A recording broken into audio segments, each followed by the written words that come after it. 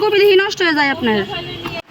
এই এই বৃষ্টিটা বেশিক্ষণ থাকবে না, আর একটু পরেই চলে যাবে। তোমাদের একটা জিনিস দেখাই, আমার খুব সুন্দর রোদ উঠছে সকালবেলা করে। ঘড়িতে এখন বাজে হচ্ছে সকাল 10টা।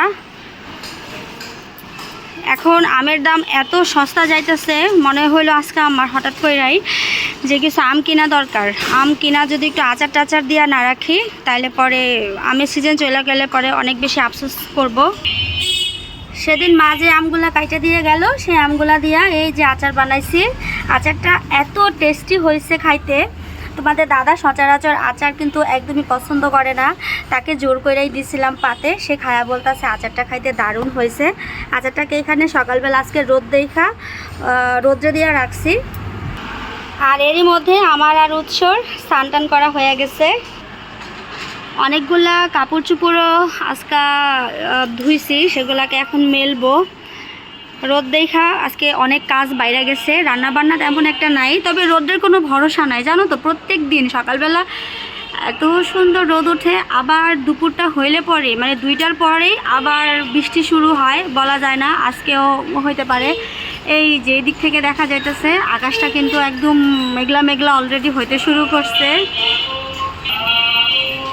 ঝাড়ু যাইতেছে রাস্তা দিয়া, বৈশা বৈশা ভাবতাছি যদি এখন এক ভ্যান আম যাইতো, একদম মনের মতো দেখা কতগুলা আম কিনতে পারতাম। আজকে সবই দেখতেছি আম চোখে পড়তেছে না। সবজির ভ্যানও কতগুলা গেল নিচ দিয়া, কিন্তু আম একটাও চোখে পড়তেছে না। তাহলে আর কষ্ট করে রোদের মধ্যে আমার বাজারে যাইতে হইতো না। একটাও আমের ভ্যান নাই।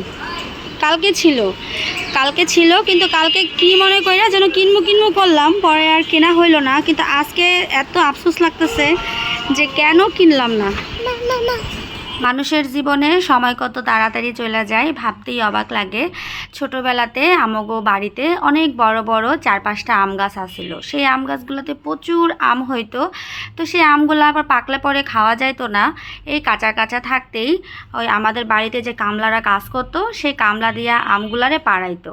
তারপরে এই আমগুলা আবার 2 ভাগ হইতো, 1 ভাগ নিত আমরা আর 1 ভাগ নিত আমার জ্যাঠারা। সকালবেলায় এই আমগুলারে আমরা কুড়াইতাম।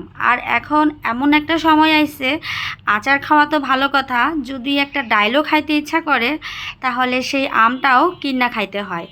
কিন্তু গ্রামের বাড়িতে কারো গাছে যদি আম পারে আর কেউ যদি শখ কইরা সেই আম 2-4টা টোকায়ও দেয়, তারেও ব্যাগ ভইরা আম দেয়া দেয়।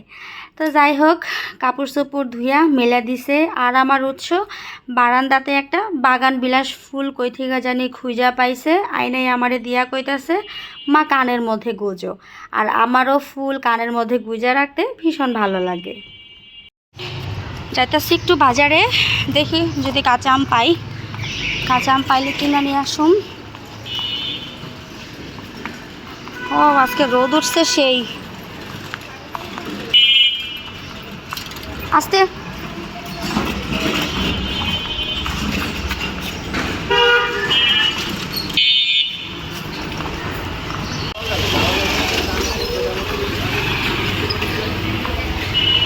আসো আসো।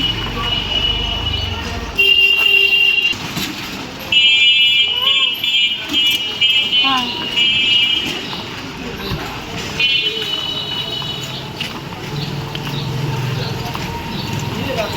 নাম কত করে রেখেছি?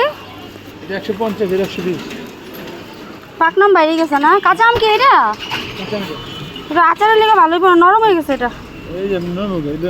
না না এই দিন এই আম ধরছ না? না এটা না, নরম নরম এলন এই দেখেন এলন না।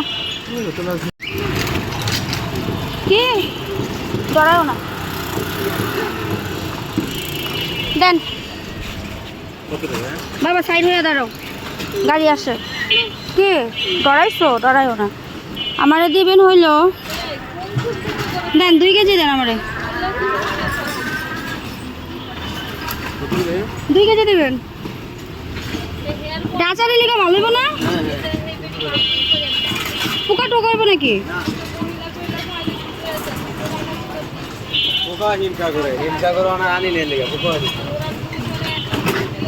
দেন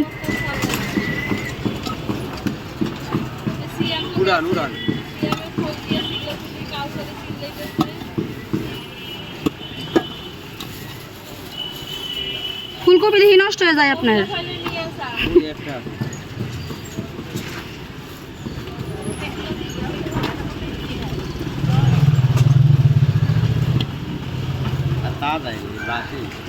না আমার দেন কত হয়েছে?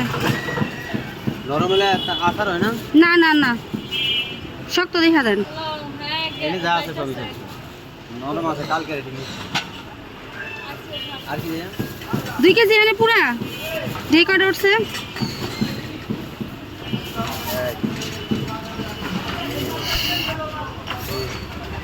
প্রায় 5-10টা। 10টা উঠছে, আরেক কেজি দিয়ে দেন। 2 দিয়ে দেন, কামলা দেন। কাঁচাটা উঠে নরমটা উঠে না। একটু নরম নেই ভাইয়া।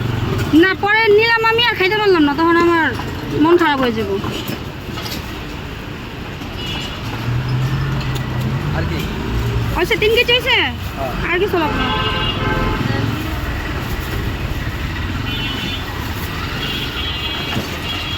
বড় কাগজ দিয়ে একটা, আর বড় কি আছে? এই তো লাগে। ওইটা টাইনা নিতে পারুম, হ্যাঁ। আরেকটা দিবেন না? বলি। হ্যাঁ। এই কি আর বেশি বলি কি?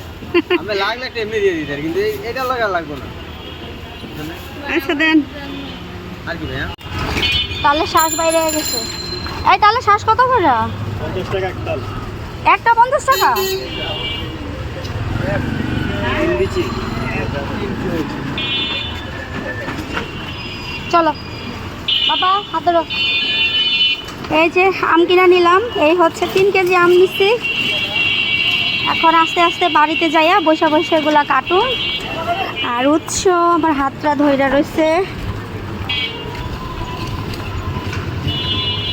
যাই এখন বাড়িতে যাই।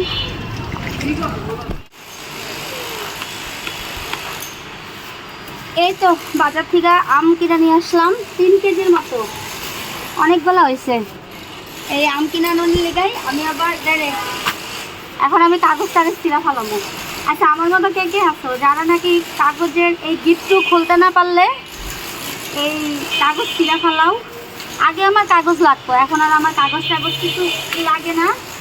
এখন হইলো আমার মাছটা জানলে পরে কাটুম বিকেলবেলা যখন রোদের একটু কমবো তখন। দেখ ভালোই লাগতেছে, দাম খুব একটা বেশি নাই। কোনো কোনো দোকানে 60 টাকা কেজি চাইছে, আবার কোনো কোনো দোকানে 50 টাকা কেজিও চাইছে। আমি 50 টাকা কেজি আনছি, যেখানে কম পাবো সেখানেই যাবো, এটাই স্বাভাবিক। আমগুলো আনছি, ভাল লাগতেছে কিন্তু অনেক খুশি লাগতেছে।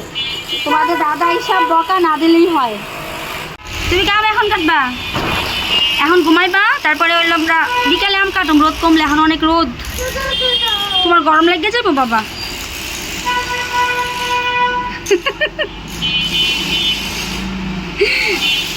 এখন আম কাটতে পারবি তুই? ব্যাঙ্গাস কে কাট দেখি, পারস নাকি? পারো না? পারবাও না, চলো।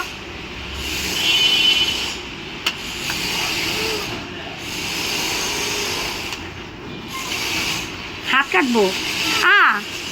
কাইটা লাইছস দেখি খাইতে কেমন? এই চাকু তো দাঁড়ো না, এটা কেমনে কাটলি? বুথা চাকু, একদমই বুথা, একদম দাঁড় নাই। দেখি দে তো টক নাকি, খাই।